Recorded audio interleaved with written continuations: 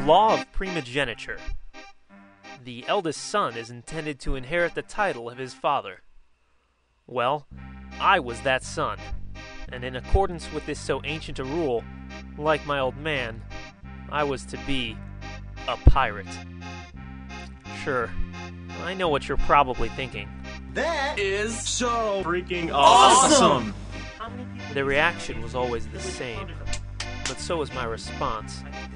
I told my friends that what they failed to understand was that there was no longer a realistic market for pirates.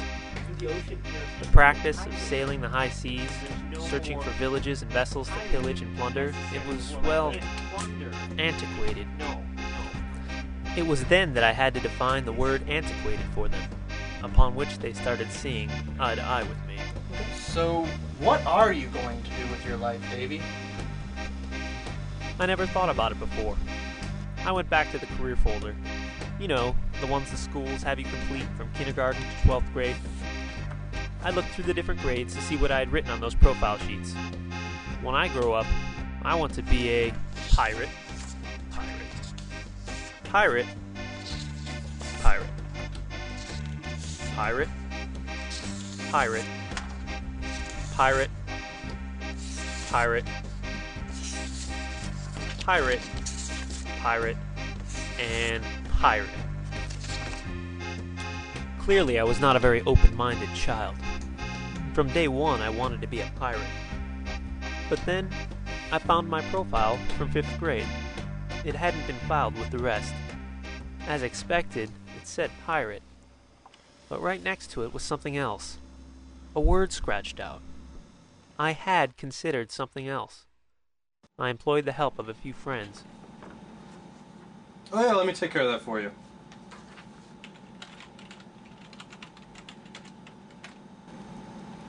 An accountant? But of course, it all made sense to me. As a child, I went with my dad on expeditions. I was always counting everything for him. Galleons stolen, treasure chests unearthed, people executed. Clearly, as a 5th grader, I must have had a moment of enlightenment, where I foresaw myself as something other than a pirate.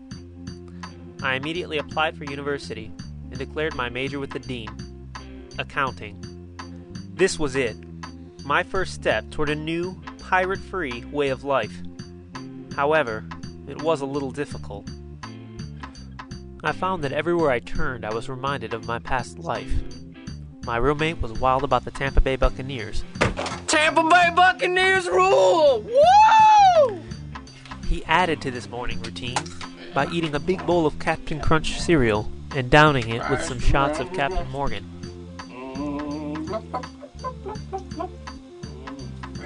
Right there.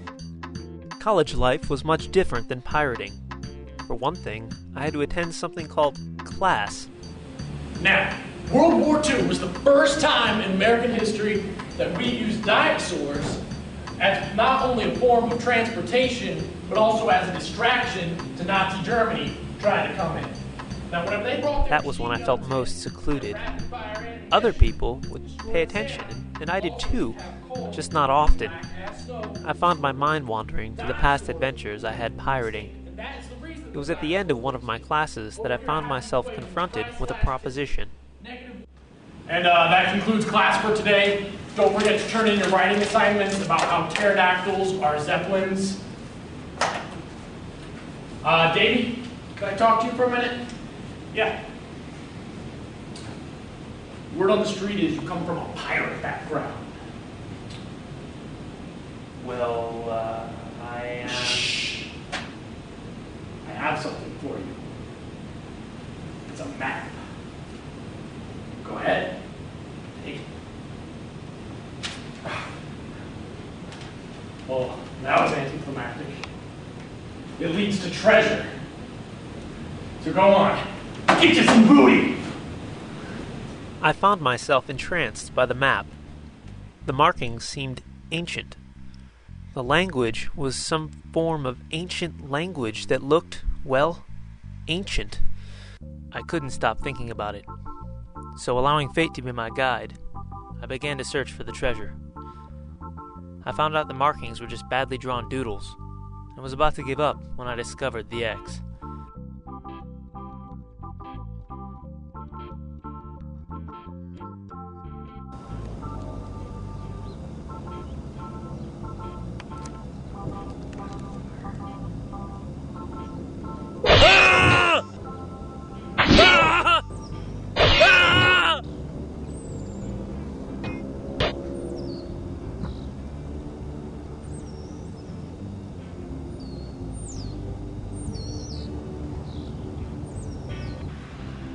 searched and searched, right on the X, but my efforts were futile.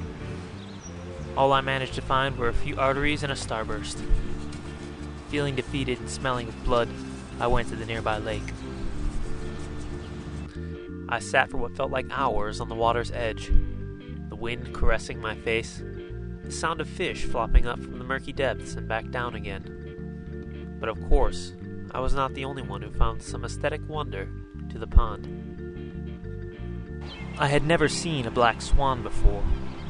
They were beautiful creatures, crying out softly, like fair, virginal lasses, with their loud "How!" I could tell she wanted me, but when I tried to make my move, she bit me. The bite wasn't bad, but being one who hates rejection, I pursued my unrequited love, until piece by piece, my hand had disappeared.